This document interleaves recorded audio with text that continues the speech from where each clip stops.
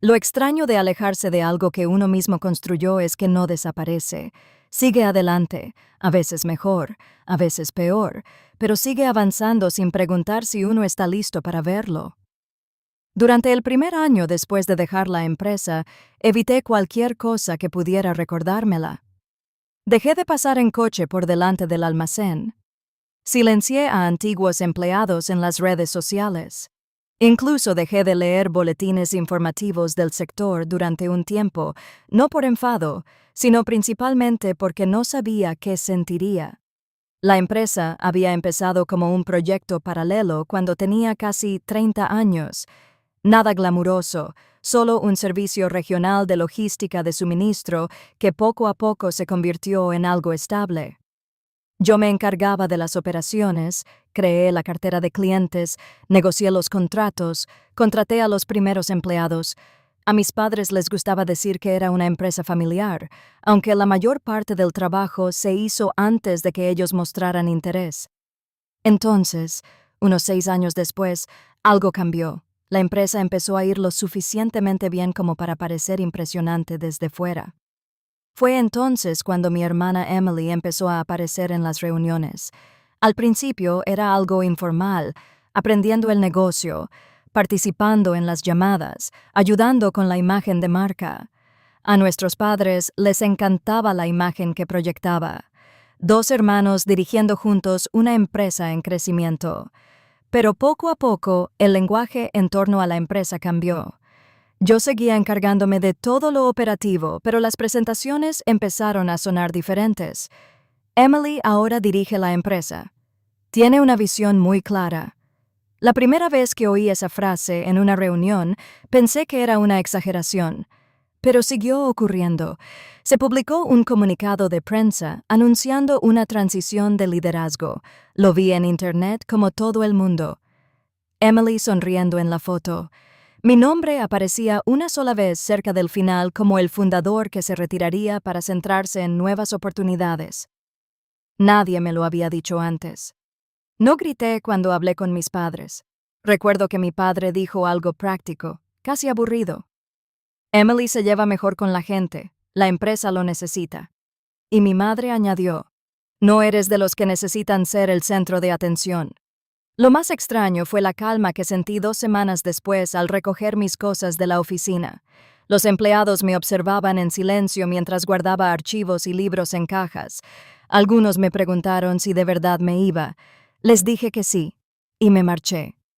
Durante un tiempo supuse que la empresa iría bien. Tenía buenos contratos, una infraestructura sólida, un equipo que sabía lo que hacía.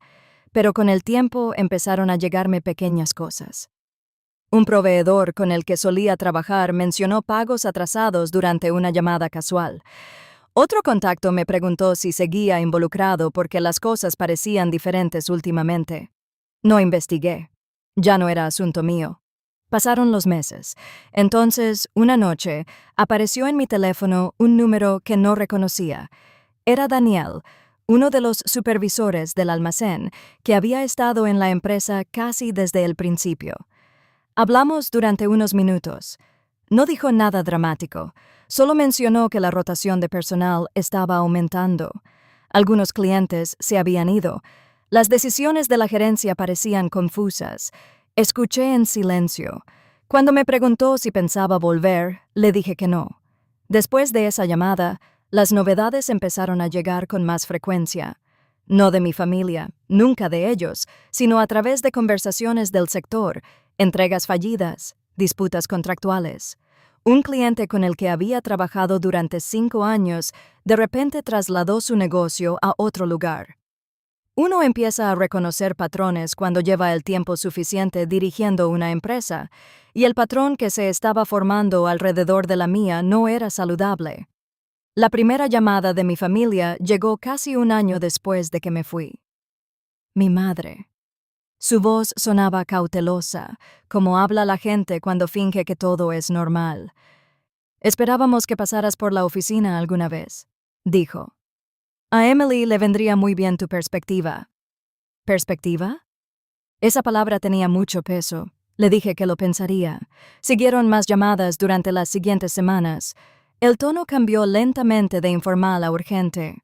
Una noche, Emily llamó directamente. No se molestó en charlar trivialmente. «Estamos en una situación difícil», dijo. «Algunos de los sistemas que configuraste y estabas teniendo problemas para mantenerlos». Hice algunas preguntas. Las respuestas fueron dispares. Los clientes se habían ido más rápido de lo esperado. La deuda de una expansión reciente estaba presionando el flujo de caja. Varios empleados clave habían renunciado en el mismo trimestre. Nada de eso sonaba dramático individualmente, pero en conjunto pintaba un panorama claro. Individualmente, pero en conjunto, pintaban un panorama claro. La empresa no solo estaba pasando apuros, sino que estaba perdiendo estabilidad. Entonces algo más entró en escena. Aproximadamente una semana después, recibí un correo electrónico de un asesor de reestructuración del banco que gestionaba la línea de crédito principal de la empresa. No me pedían que volviera. Me preguntaban si estaría dispuesto a asesorar en una propuesta de recuperación. El banco se había puesto en contacto conmigo directamente porque mi documentación original aún me identificaba como el arquitecto operativo fundador de la empresa. Ese fue el momento en que todo cambió. Hasta entonces, mi familia había estado hablando como si esto todavía fuera un asunto interno, una crisis temporal. Pero una vez que el banco se involucró, la conversación tomó un rumbo completamente diferente, formal, mesurado, responsable. Acepté reunirme con el asesor. Las cifras eran peores de lo que esperaba. Plazos de reestructuración de deuda, disputas con proveedores, penalizaciones contractuales que comenzaban a acumularse. Sin un plan de recuperación claro, la empresa probablemente enfrentaría la liquidación en el plazo de un año. Esa noche, mis padres volvieron a llamar. Esta vez, la desesperación era más difícil de ocultar. «¿Tú construiste esto?», dijo mi padre. «¿Entiendes cómo funciona?». La voz de Emily se escuchó por el altavoz detrás de él. «Solo necesitamos que vuelvas y ayudes a estabilizar las cosas». Estabilizar. La misma palabra que Jason había usado en otra vida. Otra discusión familiar. Me quedé en silencio un momento antes de responder. «Ayudaré con una condición». Siguió el silencio. «La empresa tendría que someterse a una reestructuración completa», dije. «Supervisión independiente, nueva gobernanza, control operativo asignado profesionalmente». Dejé que la frase se asimilara. Ese tipo de reestructuración significaba algo muy específico. Significaba transparencia. Significaba asesores externos. Y, lo más importante, significaba que los títulos de liderazgo asignados por decisiones familiares ya no importarían. Mi hermana lo entendió de inmediato. «Nos estás pidiendo que renunciemos al control», dijo. «No», respondí con calma. «Les estoy pidiendo que salven la empresa». La línea permaneció en silencio durante un largo rato porque la decisión que tenían delante no se trataba realmente de mí. Se trataba de si estaban dispuestos a reconocer cómo se habían desarrollado realmente las cosas. Si se negaban, la empresa probablemente colapsaría en cuestión de meses. Si aceptaban, el negocio podría sobrevivir.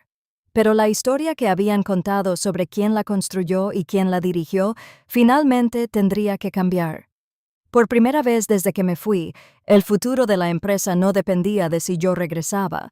Dependía de si mi familia estaba preparada para afrontar la verdad que habían evitado.